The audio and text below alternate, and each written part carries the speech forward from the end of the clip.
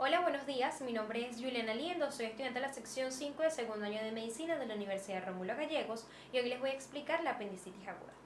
En primer lugar, debemos saber que el apéndice es una prolongación delgada y hueca de 6 a 12 centímetros de longitud que se ubica en la porción terminal del ciego y que se ubica retrocecal detrás del ciego o también tiene localizaciones pélvicas. Topográficamente se ubica en la fosa ilíaca derecha o cuadrante inferior derecho. Una de sus funciones más importantes es el tejido linfoide asociado a la mucosa o por sus siglas en inglés MALT, que son una agrupación de células que actúan como depósito de tejido linfoide del sistema inmunitario que protege al individuo de infecciones intestinales y que a su vez actúan como protectoras o que confieren inmunidad frente a los antígenos que viajan con los alimentos. Histológicamente el apéndice tiene 4 capas: la serosa, muscular externa, submucosa y mucosa, y que a su vez está recubierto por un epitelio cilíndrico simple que a su vez también va a contener células caliciformes productoras de moco y células M que van a actuar como presentadoras de los péptidos de los alimentos a los linfocitos. Otra de las funciones del apéndice incluyen la maduración de los linfocitos B y la secreción de inmunoglobulina A. En cuanto a la apendicitis, se define como la inflamación del apéndice secalo vermiforme que inicia con la obstrucción de la luz apendicular, lo que trae como consecuencia un incremento en la presión intraluminal debido al acúmulo de moco asociado también a la poca elasticidad de la serosa. La apendicitis también corresponde a una de las causas más frecuentes de dolor abdominal agudo y de dolor abdominal quirúrgico. En cuanto a la etiología de la apendicitis, esta se asocia a los fecalitos, que son residuos alimenticios digeridos de manera incompleta, también por la hiperplasia de los folículos linfoides submucosos, por cicatrización intraluminal, también por tumores, ya sean carcinoides o carcinoma del ciego, por microorganismos como bacterias, virus, parásitos, ya les sean Oxyurus o Ascaris, y que también se ha demostrado que una de las causas más frecuentes de la apendicitis suele ser la obstrucción de la luz apendicular, aunque también se han asociado o se ha asociado la ulceración de la mucosa apendicular para la aparición de la apendicitis. En cuanto a la fisiopatología de la apendicitis, el apéndice actúa como reservorio de la microbiota de Escherichia coli y bacterioides. Por lo tanto, una vez que hay la obstrucción de la luz apendicular, hay una proliferación bacteriana que a su vez va a disminuir o que va a restringir el flujo sanguíneo hacia este órgano y posteriormente causar necrosis y perforación apendicular, por lo cual la fisiopatología del apéndice se ha clasificado en 4 estadios o fases. La fase número 1, apendicitis catarral o mucosa, que se caracteriza por hiperemia, que es un incremento hacia la sangre que viaja hacia ese órgano, edema y erosiones de la mucosa junto al infiltrado inflamatorio de la submucosa. La fase 2 o apendicitis fibrinosa, una vez que hay obstrucción apendicular, hay una proliferación bacteriana que entonces va a causar un exudado neutrofílico. La presencia de neutrófilos van a causar entonces una reacción fibrino-purulenta y que a su vez van a irritar el peritoneo parietal adyacente, por la cual también se puede observar inflamación del peritoneo adyacente, ulceración de la mucosa y también una hiperemia en la serosa. En la apendicitis purulenta, una vez el exudado se torna purulento, aparecen microabscesos y es entonces en este momento donde el apéndice se va a mostrar distendido y rígido. Y en la última fase, apendicitis gangrenosa, las zonas de necrosis van a provocar una perforación apendicular y posteriormente la contaminación del purulenta de la cavidad abdominal, generando entonces una peritonitis, entendiéndose esta como la inflamación del peritoneo, generalmente de etiología infecciosa.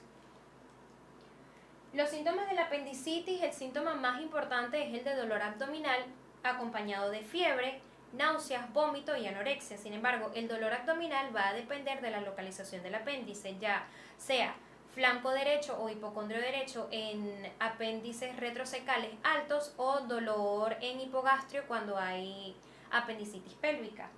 Para los síntomas se debe considerar la cronología de Murphy, en el cual 1, el dolor abdominal aparece en el epimesogastrio y se traslada posteriormente a la fosa ilíaca derecha.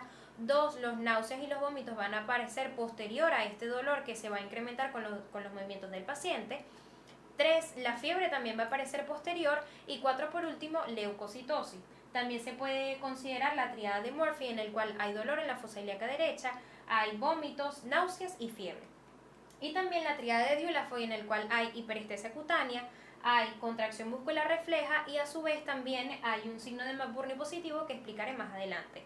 En las apendicitis pélvicas el paciente también puede referir disuria, polaquiuria, tenesmo y diarrea. Las formas más complicadas pueden acompañarse de fiebre alta y empeoramiento del estado general del paciente. En cuanto al diagnóstico de la apendicitis, es muy importante la aparición abdominal por la exploración abdominal porque va a estar dado por el dolor abdominal reflejado según la localización del paciente, por lo cual se pueden considerar diversos puntos. El punto de McBurney es un punto localizado en la unión del tercio distal con los 2/3 medios de una línea trazada entre el ombligo y la fosa ilíaca anterosuperior derecha, junto al signo de Dunphy, en el cual el dolor se incrementa en la fosa ilíaca derecha con la tos. El siguiente punto es el signo del iliopsoas, en el cual la extensión de la cadera va a causar dolor en el lado derecho, en la región posterolateral, y es útil en el diagnóstico de apendicitis retrosecales. El signo del obturador, la rotación interna de la cadera, va a causar dolor, lo que es útil en el diagnóstico de las apendicitis pélvicas. A su vez también el signo en el tacto rectal se va a demostrar un dolor a la compresión del saco de Douglas derecho.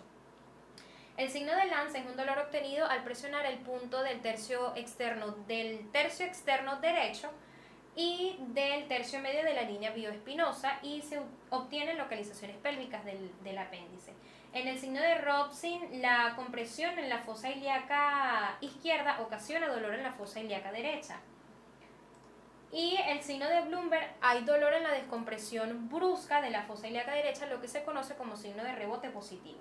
El signo de Janus-de-Musi se utiliza cuando ya hay una evidencia de afectación del peritoneo, en el cual hay un dolor abdominal generalizado de la cavidad abdominal a la descompresión brusca, lo que es útil en el diagnóstico de peritonitis.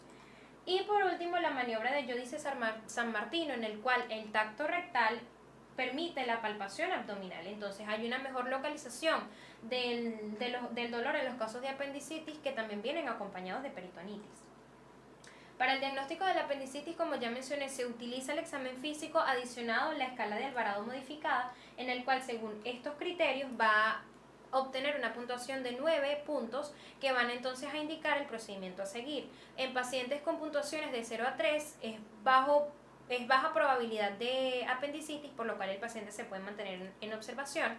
Cuando hay puntuaciones de 6 a 7, de 4 a 6, cuando hay puntuaciones de 4 a 6, el paciente puede tener probabilidades de tener apendicitis, por lo tanto el paciente se puede dejar en observación y tomar la escala de Alvarado 12 horas posteriores. Y cuando hay un puntaje de 7 a 9, el paciente puede tener apendicitis, por lo cual es recomendable en los hombres la apendicectomía y en las mujeres una laparoscopia diagnóstica para también descartar enfermedades pélvicas y hacer la apendicectomía si está indicada. La escala de Ripasa es una escala relativamente nueva, fue creada en el año 2010 en el hospital de Ripas, Asia, en el cual según estos criterios también diagnostica la apendicitis. Sin embargo, un estudio realizado por la Sociedad de Gastroenterología de México se ha demostrado que la escala Ripasa no tiene ventaja diagnóstica frente a la escala de Alvarado, por lo tanto la de Alvarado suele ser de utilidad en emergencias. Para el diagnóstico también de la apendicitis se pueden utilizar exámenes de laboratorio con hemograma, leucograma con leucocitosis de 10.000 a 18.000 y neutrofilia. Los rayos X suelen indicarse nada más cuando hay evidencias de obstrucción intestinal, cuando hay una perforación visceral y también cuando hay o cuando se evidencia una litiasis urinaria. En el cual se puede observar un apendicolito, que es un tipo de fecalito. En la ecografía se puede observar un engrosamiento de la pared apendicular, esto también se le conoce como signo de la dona, y en la tomografía computarizada se observa un engrosamiento de la pared, que no sé si se puede apreciar completamente, mayor a 6 milímetros. En cuanto a las complicaciones, se asocia la peritonitis como la inflamación del peritoneo parietal, consecuente de una perforación visceral, que puede ser circunscrita cuando el bloqueo del foco supurativo ocasiona la adherencia de otros órganos, y la peritonitis aguda difusa, que suele ser resultante de la evolución ultra rápida de la apendicitis gangrenosa fulminante. La pileflebitis es una tromboflebitis de la vena porta y de sus ramas de origen séptico por un foco infeccioso de procesos intraabdominales, en este caso la apendicitis. y el shock séptico, que es un estado de sepsis grave, que es un síndrome causado por la infección bacteriana liberada tras la perforación apendicular. Y para el tratamiento de la apendicitis, según la Sociedad Venezolana de Cirugía, se establece que el tratamiento de elección es la apendicectomía con lavado y drenaje de las colecciones que se presenten. Se recomienda entonces también el uso de antibiótico preoperatorio profiláctico con vía de administración endovenosa, ya sean cefalosporina, aminoglucósidos, ciclindamicina, metronidazol, vancomicina y ciprofloxacina con hidratación parenteral con lactato Ringer. Y la revista venezolana de cirugía establece la apendicectomía abierta con incisión de McBurney y apendicectomía laparoscópica con 3 puertos, como pueden observar, o con un puerto único a través del ombligo. La elección de apendicectomía va a depender de la habilidad del cirujano y de también la instalación quirúrgica y con los implementos quirúrgicos con los que cuente la instalación. Así que para finalizar mi exposición les dejo esta frase: el talento depende de la inspiración, pero el esfuerzo va a depender de cada uno de nosotros. Esto lo dijo Guardiola. Muchas gracias.